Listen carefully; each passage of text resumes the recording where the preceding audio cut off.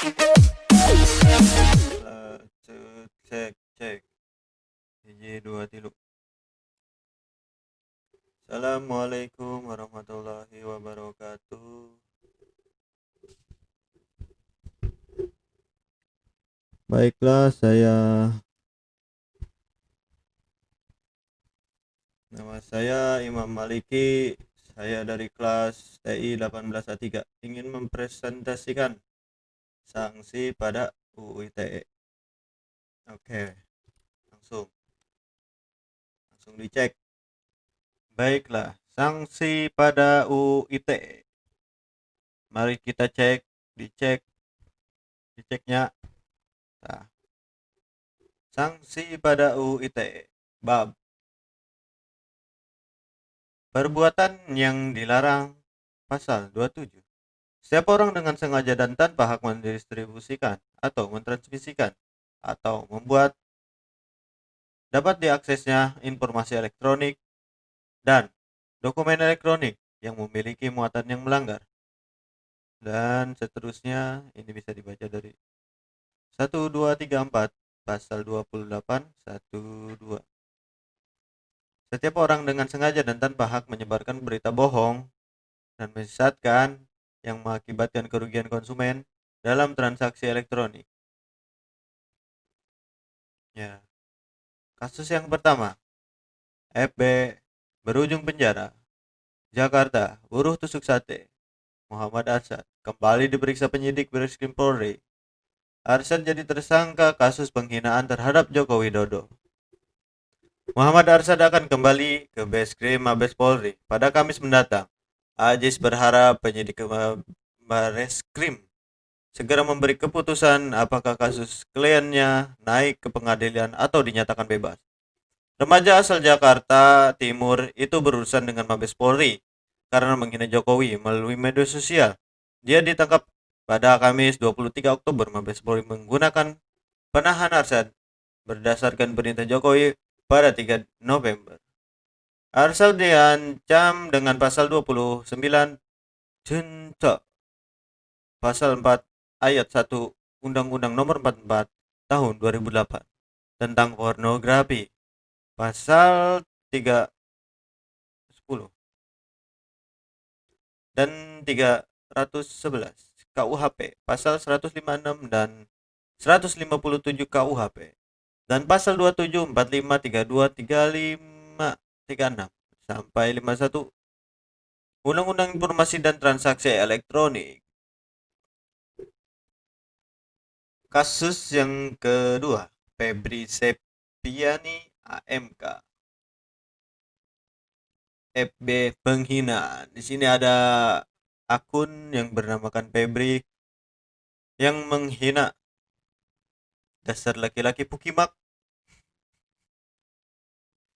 Nggak ada bagus nak. Kapan kau putusin aku? Di sini terlihat sebuah penghinaan.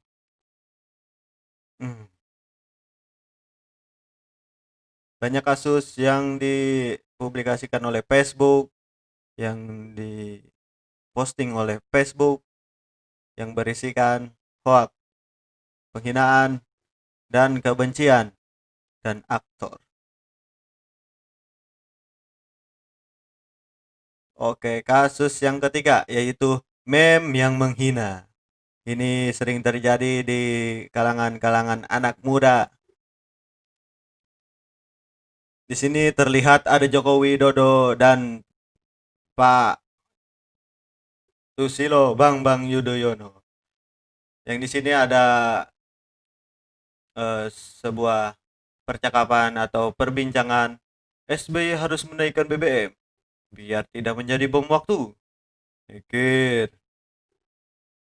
dari dulu gue mau naikin itu BBM, tapi kan partai elu yang nolak. Malu Jok. Oh iya, dan itulah sebuah penghinaan yang mengatasnamakan presiden yang dibuat meme. Lalu di sini ada sanksi pada Undang-Undang ITE pasal 30. Setiap orang dengan sengaja dan tanpa hak atau melawan hukum mengakses komputer atau sistem elektronik milik orang lain dengan cara apapun. Setiap orang dengan sengaja dan tanpa hak atau melawan hukum mengakses komputer atau sistem elektronik dengan cara apapun, dengan tujuan untuk memperoleh informasi elektronik atau dokumen elektronik. Setiap orang sengaja, setiap orang dengan sengaja dan tanpa hak atau melawan hukum mengakses komputer atau sistem elektronik dengan cara apapun dengan melanggar, menerobos, melalui atau menjebol sistem pengamanan. Sanksi pada Undang-Undang ITE Pasal 31, setiap orang dengan sengaja dan tanpa hak atau melawan hukum melakukan intercepsi atau penyadapan atau informasi elektronik dan atau dokumen elektronik dalam suatu komputer atau sistem elektronik tertentu milik orang lain. Setiap orang dengan sengaja dan seterusnya. Dan pasal 32 bisa dilihat setiap orang dengan sengaja. Nah, jadi intinya dalam setiap pasal itu ada kesengajaan orang tanpa hak atau wewenang atau melawan hukum atau sebuah kejahatan tertera pada pasal-pasal Undang-Undang ITE. Dan seterusnya pasal 33, pasal 34, pasal 35, pasal 36, 37. Di sini ada keamanan sistem, social engineering bypass all technologies including firewalls. Kevin Mitnick. Social engineering yang diantaranya berusaha mempengaruhi orang dalam pada sebuah organisasi untuk memenuhi permintaan untuk memberikan informasi jauh lebih mudah dilakukan. Kevin Mitnick.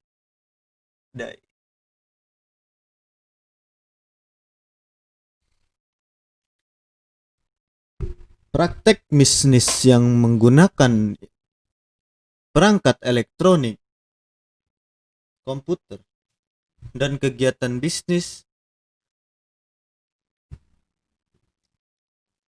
cakupannya terlalu luas, maka semua bukti tadi diakui secara hukum setelah mendengarkan pendapat keterangan seorang ahli atau kustodian dalam pasar modal. Dokumen tersebut juga bisa diakui tanpa adanya keterangan jika sebelumnya telah ada sertifikasi terhadap metode bisnis tersebut. Dokumen elektronik adalah dengan mengandalkan pada hasil akhir sistem komputer. Misalkan dengan output dari sebuah program komputer yang hasilnya tidak didahului dengan campur tangan secara fisik. Contohnya rekaman log internet, rekaman telepon, dan transaksi ATM. Perpaduan dari dua metode di atas. Sejauh mana keamanan suatu sistem dan keterlibatan dari orang terhadap sistem komputer tersebut, karena biasanya kejahatan dengan menggunakan komputer atau internet melibatkan orang dalam. EDI, Electronic Data Interchange. Indonesia sudah menggunakan teknologi ini sejak 1967. Namun anehnya, pengadilan sendiri belum menerima bukti elektronik tersebut sebagai alat bukti yang sah di pengadilan. Tindakan pencegahan, tindakan preventif lebih diutamakan dalam keamanan. Yang pertama, membuat password kombinasi. Gunakan kombinasi huruf, angka, dan simbol. Misalnya seperti LOG 1K4. Jatuh lebih susah untuk dihack dibandingkan putih suci melati mewangi. Gunakan keamanan tambahan. Pada Facebook misalnya, Anda bisa menggunakan security tambahan yang akan meminta kode khusus yang dikirimkan ke HP. Bila akun HP Anda diakses melalui browser dari PC yang tidak dikenal, Gunakan antivirus yang memiliki fungsi browser protected dan firewall yang akan memberi peringatan bila situs yang Anda kunjungi tidak aman. Tidak memberikan password kepada siapapun, walaupun itu cowok Anda. Karena laki-laki yang kecewa sering buat nekat untuk menghancurkan Anda yang segala cara. Penggunaan security tambahan pada Facebook login. Nah, di sini ada cara untuk tambahan keamanan login Facebook. Nah, di sini bisa ada di pengaturan di bawah sini klik keamanan. Apa itu persetujuan masuk? Nah, dan mulai dan seterusnya. Ini dia ada antivirus ya, Avast Internet Security with Browser Protected. Sini ada internet keamanan internet di antivirus Avast. Email sebagai alat bukti. Dapatkah email dijadikan alat bukti di pengadilan? Dalam sistem umum Indonesia, keberadaan data elektronik termasuk email belum diterima sebagai alat bukti di pengadilan jika terjadi sengketa. Dalam hukum positif Indonesia, penggunaan data elektronik tidak tegas di beberapa negara. Padahal ada yang diperjanjikan atau apa yang terjadi secara virtual tersebut secara substantif telah sesuai dengan kaidah hukum yang berlaku. Misalkan, melalui email, si A menawarkan suatu barang dengan harga serta sertifikasi barang serta disertai klausul perjanjian mengenai tata cara penyerahan dan penyebaran harga. Kemudian si B hendak membeli barang dan tidak berkeberatan terhadap cara klausul yang ditawarkan oleh si A. Mereka bersepakat menjadikan email tersebut sebagai alat bukti di pengadilan jika di kemudian hari terjadi sengketa. Email berujung penjara. Ya, bagian di sini ada kisah Prita. Kisah Prita bermulai saat ia dirawat di unit gawat darurat Rumah Sakit Omni Internasional pada 7 Agustus 2008. Selama perawatan, pria tidak puas dengan layanan yang diberikan. Ketidakpuasan itu dituliskannya dalam sebuah surat elektronik dan menyebar secara berantai dari Lilis ke Milis. Surat elektronik itu membuat Omni berang. Pihak rumah sakit beranggapan Prita telah mencemarkan nama baik rumah sakit tersebut beserta sejumlah dokter mereka. Seperti apakah surat Prita yang membawanya ke penjara? Nah, merujuk pada pasal 1320 KUHP R mengenai syarat sahnya suatu perjanjian yang dilakukan antara A dan B di atas adalah sah. Pasalnya, perjanjian dahulu adanya kesepakatan kata sepakat. Kecakapan untuk membuat perikatan yang diperjanjikan suatu hal tertentu dan sesuatu yang halal. Jika suatu perjanjian yang dilakukan telah memenuhi keempat syarat tersebut, perjanjian tersebut dinyatakan sah. Bagaimana jika suatu transaksi menggunakan media internet? Suatu hal yang mungkin dan perlu diingat bahwa perikatan yang diatur di dalam buku tidak KUHP sifatnya terbuka. Artinya, sepanjang para pihak sepakat suatu perjanjian dilangsungkan secara elektronik dengan menggunakan email sebagai bukti transaksi, perjanjian yang dibuat oleh para pihak adalah sah. Bukti elektronik tersebut jika dicetak memiliki nilai yang sama dengan alat bukti lainnya yang ditentukan di dalam undang-undang. Waktu lalu, ya, telah diputus suatu kasus pidana di pengadilan negeri PN. Jaktim yang mentengahkan bukti email sebagai salah satu alat bukti kasus tersebut, hakim memvonis terdakwa dengan hukuman 1 tahun penjara karena terbukti telah melakukan tindakan cabul berupa penyebaran tulisan dan gambar. Hakim kemudian menghadirkan saksi ahli untuk menjelaskan Apakah bukti email tersebut bisa dimanipulasi? Keterangan ahli tersebut digunakan oleh hakim untuk memastikan apakah dalam transfer data melalui internet email tersebut telah terjadi tindakan manipulatif. Setelah mendengar keterangan dari saksi ahli, kemudian hakim memutuskan terdakwa telah terbukti melanggar pasal 282 KUHP. Kontekian suatu dokumen. Contoh yang menarik untuk dijadikan rujukan adalah tudingan monopoli yang ditunjukkan kepada Microsoft. Sebagian besar alat bukti yang disampaikan oleh pemerintah Amerika terhadap Microsoft adalah email yang dikirimkan oleh pegawai di perusahaan Microsoft yang dikirimkan ke masing-masing pihak. Masalahnya, email yang dikirim oleh pegawai kantor tersebut cukup mudah untuk dibuktikan kontentikasinya, kecuali bisa dibuktikan lain. Email tersebut merupakan alat bukti yang sah di pengadilan. Secara teknis, bila terdapat satu standar keamanan untuk memberikan jaminan kontentikian suatu dokumen, selayaknya transaksi pertukaran informasi yang dilakukan oleh para pihak harusnya dinyatakan valid dan memiliki nilai buktian di pengadilan. Oke, next. Nah, ini bisa dibaca sendiri. Nah, oke, next. Memiliki nilai kebuktian yang sama bagaimana dokumen elektronik yang merupakan bagian dari tulisan yang dihasilkan secara elektronik. Indonesia sendiri memiliki Undang-Undang Pokok Kearsipan No. 71 tahun 1971. Keberadaan dokumen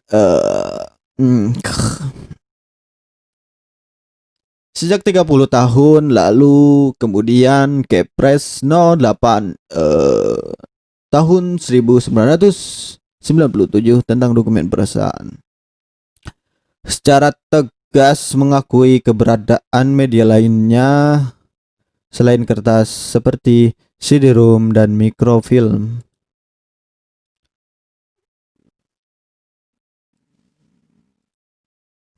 Ya, hukum Hiki di era digital. ISP berisiko digugat. Oke, ISP.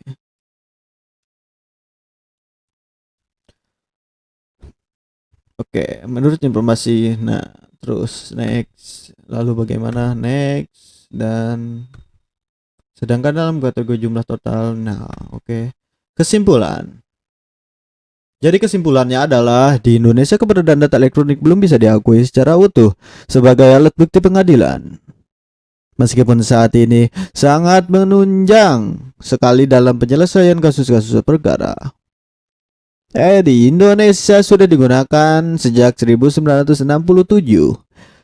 Namun anehnya pengadilan belum menerima bukti elektronik tersebut sebagai alat bukti yang sah. Email baru bisa digunakan sebagai bukti apabila sudah diklarifikasi dengan saksi ahli dan email tersebut dibubuhi tanda tangan. Perlindungan hukum hak kekayaan intelektual HKI di era digital semakin diperlukan, khususnya menghadapi perkembangan penggunaan internet di Indonesia semakin pesat. Citra Indonesia berada di mata dunia memburuk akibat meningkatnya pelaku cyber fraud.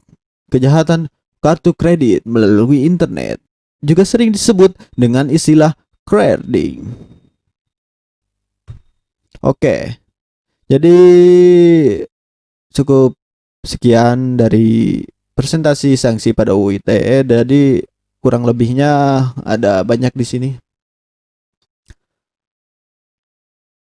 Jadi cukup sudah pertemuan kali ini. Kurang lebihnya mohon maaf. Ya, jadi sudah. Assalamualaikum warahmatullahi wabarakatuh.